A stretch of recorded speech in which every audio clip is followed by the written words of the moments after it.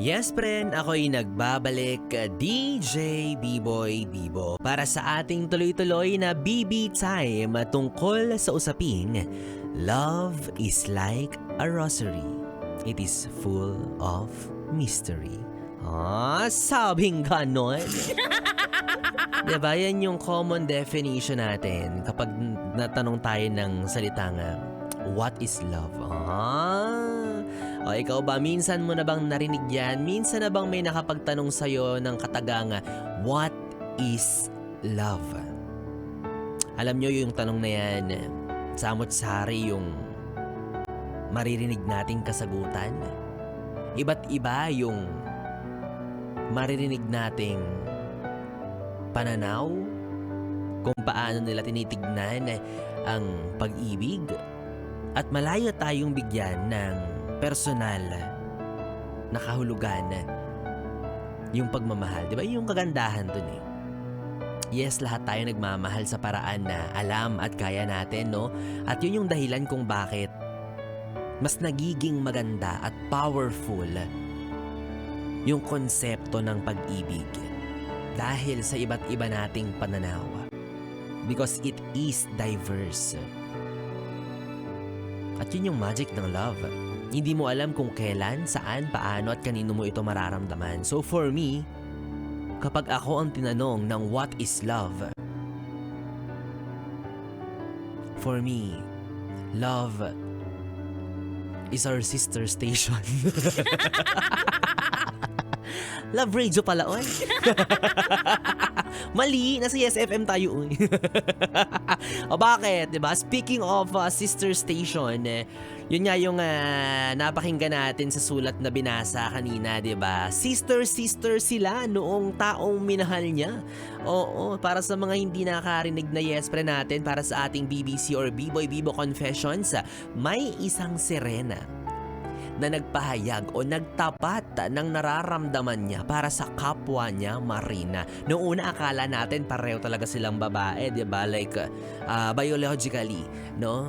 Pero as the story goes by, doon natin napagtanto at napag-aalaman na mermaid pala yung isa. Ay, 'di ba? Pwede naman kung iisipin, sabi nga niya, wala naman sanang problema kung hindi siya nagbihis dalaga or hindi niya pinili ang maging babaihan, gano'n. O kung ano man yung tawag niya sa sarili niya, di ba? Hindi natin alam, di ba? Para sa mga hindi po nakarinig, ang letter po na binasa natin kanina ay tungkol sa mag-best friend.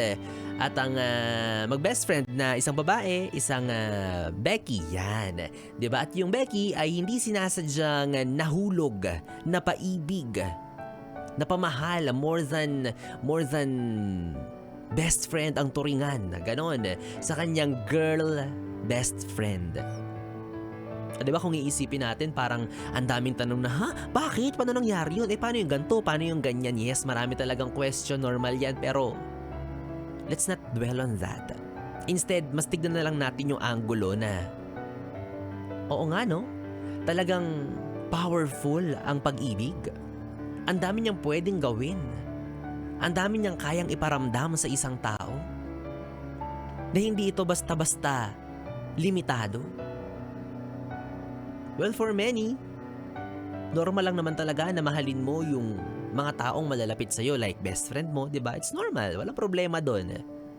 Totoo na parang kapatid na yung turingan ninyo. Pero sa sitwasyon ni Diego sa umaga, Jessa sa gabi, taray. May subtitle yung pangalan. Diba, nagkaroon ng plot twist. Hindi sinasadya, kusa niyang naramdaman. Minahal niya yung girl best friend niya. So again, kung i-analyze natin yung sitwasyon na meron siya, ano sa palagay mo? May mali ba doon? May problema ka bang nakikita? Masisisi ba natin siya? May pinagkaiba ba ito sa uri ng pagmamahal na kaya ring ibigay ng katulad niyang isang tao? Dahil ba iba yung gender niya, meaning isolated na yung klase ng pagmamahal na meron siya? I don't think so. Love is love. For me, sa kasalukuyang stage ng samahan nila, wala akong nakikitang problema. Nakadepende na lang yan sa magiging tugon ni Madel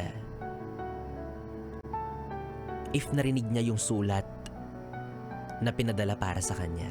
Kung ano yung magiging take niya. Siguro magiging problema kapag nilayuan niya si Jessa. Ano ba? Jego? Jessa? Oh, yun, kung sino ka man. Diba? Yun yung magiging problema kapag natapos yung relasyon nila bilang magkaibigan dahil pinagtapat niya yung kanyang nararamdaman.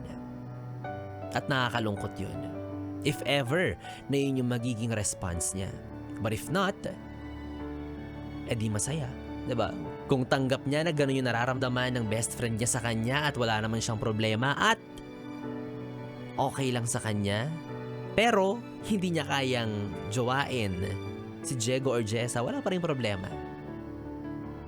For as long as tanggap niya, for as long as naiintindihan niya, or may gusto rin pala siya kay Jessa, edi amazing, di ba? Mas masaya.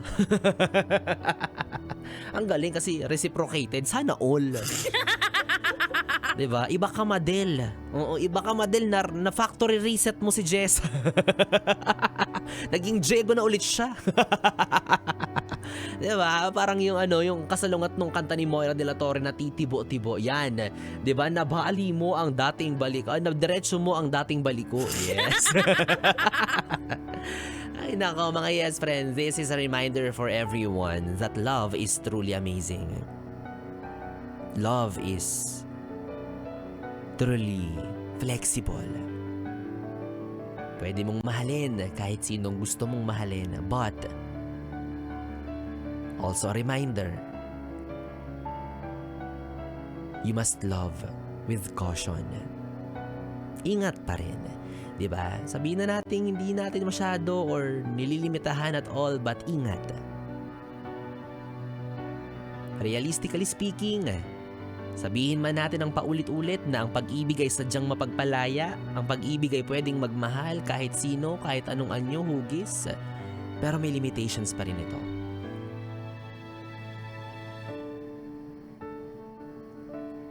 But that's also the thing Yung pag-ibig kasi kusa nating nararamdaman. So ang hirap niya minsan limitahan. It is fluid.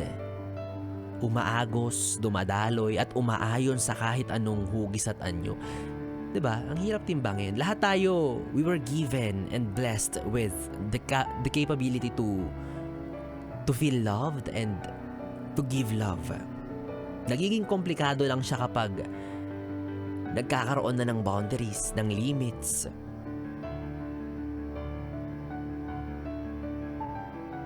So ano ba yung limits na sinasabi natin? Siguro ito yung kapag kabit ka, gano'n. Dire-diretso na talaga, kabit ka, bakit? I-deny mo, kabit ka. Diba? Yan yung mga dapat nating nilimitahan. Hindi mo siya pwedeng jowain kasi may jowa na siya, gano'n. Diba? Dapat may limit talaga if kabit ka. Pero kung wala ka namang masisirang buhay at wala ka namang masasaktan na kapwa, di dun ka sa kung saan ka masaya. Kagaya nung letter sender natin kanina, may masasagasaan ba siya? May jowa na ba si Madel? Wala. Hindi natin alam kung masasaktan siya or magiging masaya siya, pero masama ba kung nagtapat siya ng totoong nararamdaman niya? Hindi naman niya pinagpilitan yung sarili niya. Unlike sa mga kabit dyan, na sila pang matatapang. Diba? Love is really complicated, guys. Hindi natin alam kung ano yung eksaktong definition nito. Hindi natin alam kung ano yung eksaktong rules and regulations sa pagdating sa larangan or aspetong ito. Pero feel free to love. Yes, puro love ha? Yes naman. So bottom line mga yes friend, maging totoo tayo sa nararamdaman natin sa ibang tao. Huwag tayong matakot na ihayag yung pagmamahal na meron tayo para sa kung sino man yung mapipili ng ating puso. If, again, I reiterate, wala kang masasaktan na ibang tao. Pwede mong mahalin kahit sino for as long as wala kang masasaktan at maaagrabyadong tao. Kaya kung mamahalin mo si B-Boy Bibo, sorry, may mga masasaktan ka. Kasi marami nagkakagusto sa Kapal ng mukha, nakakabwisit. Matatapos na lang yung programa, humirit ka. 'Di ba? Iba yung nagmamahal ng natural kaysa sa nagmamahal ng medyo may pagkagarapal. May jowa na, agawin mo pa. Ang tawag sa'yo, garapal. Again, yes friend, huwag nating limitahan ang pag-ibig ayon sa lahi, klase, hugis, anyo, kulay. At kung ano pa man, lalo na kapag wala itong nasasagasaan. Yun at yun lang naman yun, di ba? Alam mo na yan, malaki ka na. Oo, tumitibok na nga pati ano mo, di ba? Tsaka wag na maraming eba sa mga uri ng extraordinary love. Nag-i-exist talaga yan, ha? Wag nang bitter. Kaya yung mga billboard ng mga toothpaste na creative, wag yun ang binabash masyado. Mga bitter naman to. Ay, hindi ko na gagamitin yung toothpaste na yan kasi ganyan yung pinopromote. Eh, di wag ka mag-toothbrush. Di ka naman talaga gumagamit ng toothpaste halata sa hininga mo. Diba, wag nang bitter. Malay mo, before February 14, matagpuan mo ng iyong forever. Yan. At kapag tuluyan ka ng nadiligan, tsaka ka na matatauhan na masarap pala ang pagmamahal. Yes. Yes, friend. Ikaw, kung meron ka ring mga gustong sulatan, sabihan ng iyong nararamdaman, sa akin mo na ipadaan yan para sa ating BBC or B-Boy Bibo Confessions. Isend mo lang ang iyong entry sa aking Facebook Messenger at DJ B-Boy Bibo, DJ B-I-B-O-Y B-I-B-O. Every Friday po ay nagbabasa tayo ng mga sulat liham ng kung sino-sino para sa isang tao. Okay, kaya huwag ka na mahiya. Go, sulatan mo na yung gusto mong sulatan. Ipagtapat mo na ang tunay mong nararamdaman. Yes, friend, 3 oras na BB time ang ating pinagsamahan. Nakapiling niyo po muli ang DJ na mabilis bumayo ang dila sa mikropono. Ako pong muli, paulit-ulit, DJ B-Boy Bibo. Baka makalimutan mo pa, tama na sa Kakatotoy Bibo. Hindi po ako yun, di ba? At lalong hindi ako si B-Boy Bobo. Huwag na kayo magkamali, please, di ba? Magkasama at magkarinigan tayong muli bukas araw ng Sabado mula 2 p.m. to 6 p.m. para sa ating programang Stick to One, mga kantang OPM, hatid sa inyo ng 101.1 Yes FM. Solid. Good night, baby. Oo, ihumali.